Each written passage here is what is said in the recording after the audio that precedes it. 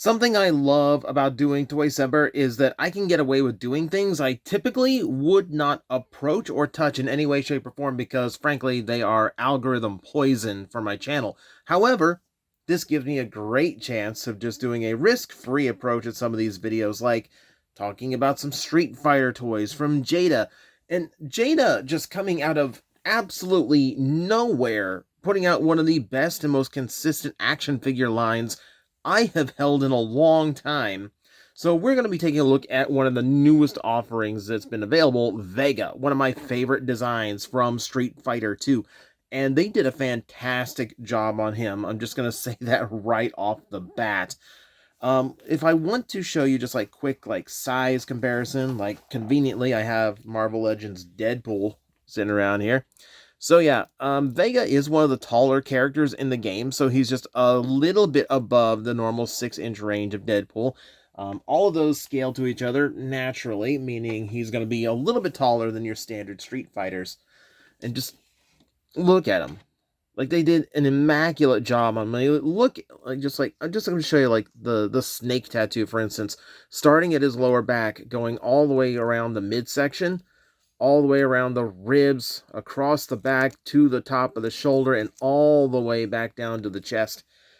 That's not an easy thing to accomplish, and they nailed it. It's an exceptionally well done job with everything in their like default position on a in a display. It all lines up really, really well. Exceptionally nice job. And yeah, they kept it consistent with the bicep wrap around here as well. Yeah, it looks fantastic. Like they nailed the design perfectly. I mean, take a look at the head, for instance. Like, if I struggle to keep it in focus, yeah, you can see the mask is a separate piece. His eyes are sunken in there, which is a great little touch. The J across the mouth, the plate.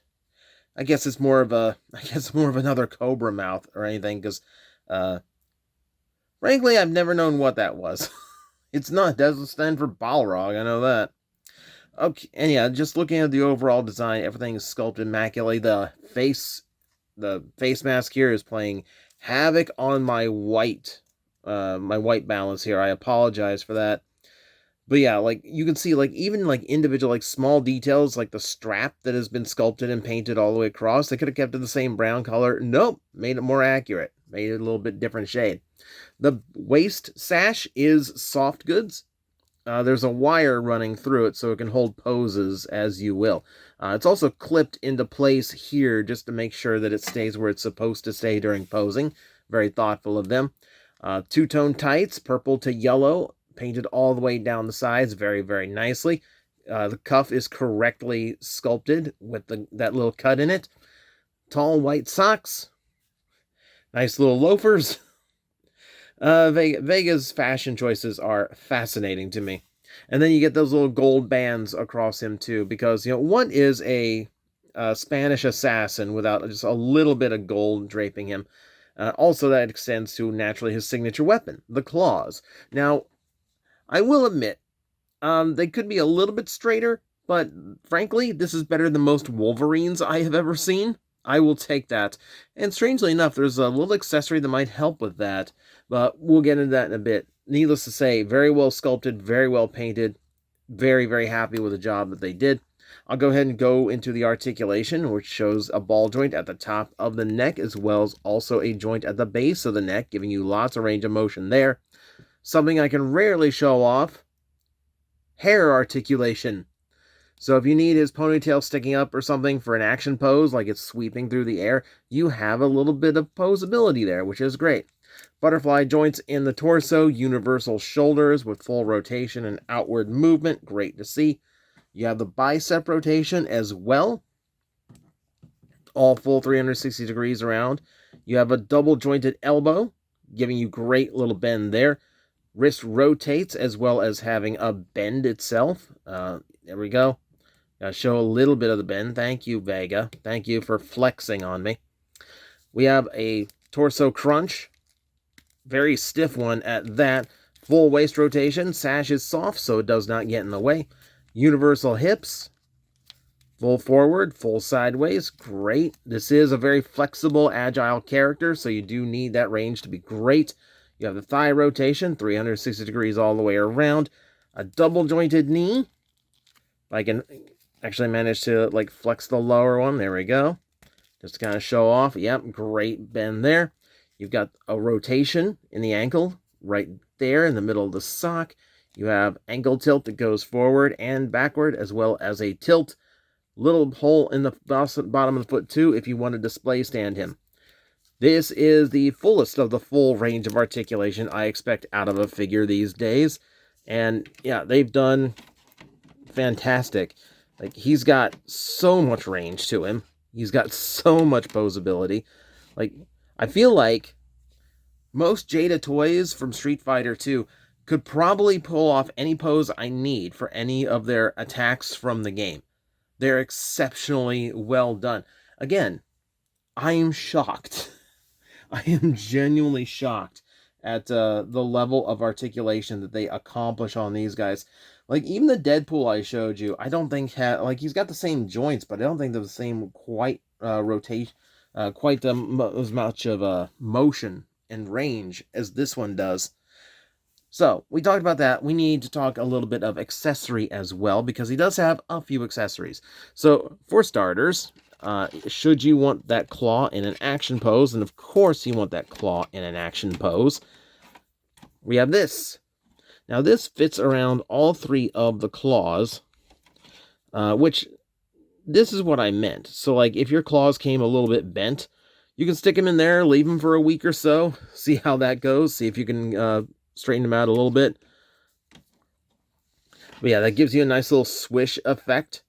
Nice little bit of effect part. A lot of these Street Fighter ones come with fireballs, effect parts. Vega doesn't really have any fancy special effects. So a swipe on his claws is a pretty good alternative. I will accept that. Vega also has a few alternate looks that he can accomplish in game, or rather that you can accomplish by hitting him enough times. So for starters, we can remove the right hand. I'm going to go put on the clawless hand, because in those games, especially the classic ones, you can knock the claw off the hand. And they do provide a separate claw for that. So this one is all hard plastic, despite having a handle there. There's no way to actually grip to it. It's more or less a prop, just in case you wanted to depict someone knocking it off of him, which is a really smart touch.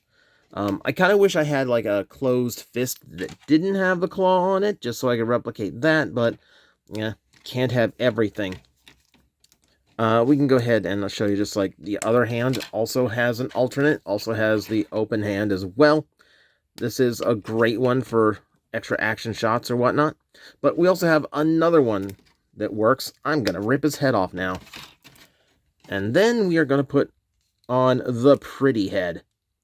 So we know Vega in the games is exceptionally vain, and that is because, yes, he is a very pretty boy. So we do need to make sure that is accomplished as well. And he does look the part. Vega, very angry, very hostile, but yes, very well chiseled. The designers made sure that, yeah, there's a reason to cover up that face in a fight. Don't want to mess with the moneymaker. So, looking very, very good. And just to complete this, you do have a soft plastic mask without his head in it. So this is a good prop for him to just kind of hang on to, should you want to display him with his mask off. But also good prop for other people, like other Street Fighter toys to hang on to if you want them to look like they've just defeated Vega. It's a nice multiple use prop. Good little bit for your imagination. So that, my friends, is the Jada Toys Vega figure. Like I said, like they came out of nowhere and just started making. I knew Jada as like the company that was making die-cast vehicles with other franchises printed on them, and those like little die-cast figurines that you see like in big like 20 packs of it, you know, from like Marvel or something. And then just out of nowhere, here's this incredibly engaging line of Street Fighter 2 toys.